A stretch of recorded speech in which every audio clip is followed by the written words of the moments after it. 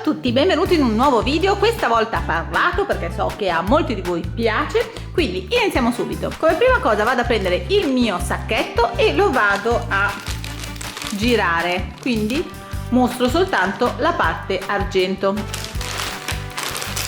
Uno straccio, poi vado a rimuovere le eventuali briciole e l'olio.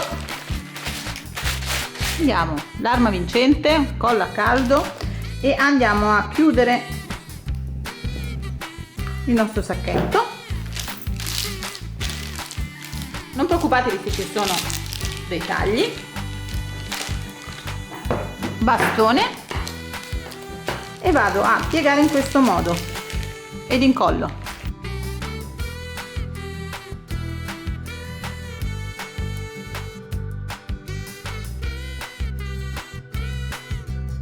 Cerchiamo di lasciare la stessa distanza sia da una parte che dall'altra. Per rimuovere l'aria che si è creata all'interno del sacchetto vado a forare con uno spillo il sacchetto qui nell'angolo e faccio fuoriuscire tutta l'aria. Vado a piegare ed incollo solo lateralmente e al centro.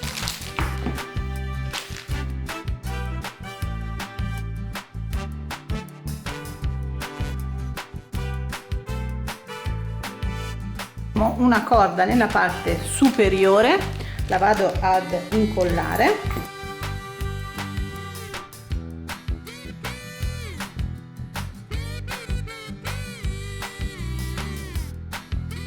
Adesso non mi resta che decorare l'oggetto ricordandomi di lasciare libere le due tasche. Ed eccolo qui, come vedete, per decorarlo io cosa ho fatto? Ho attaccato dei centrini che ho precedentemente colorato con il caffè, quindi li ho lasciati in ammollo e li ho lasciati poi asciugare. Ho messo un cordoncino, in questo caso una treccia fatta con dello spago, e avevo anche questo avanzo e l'ho utilizzato.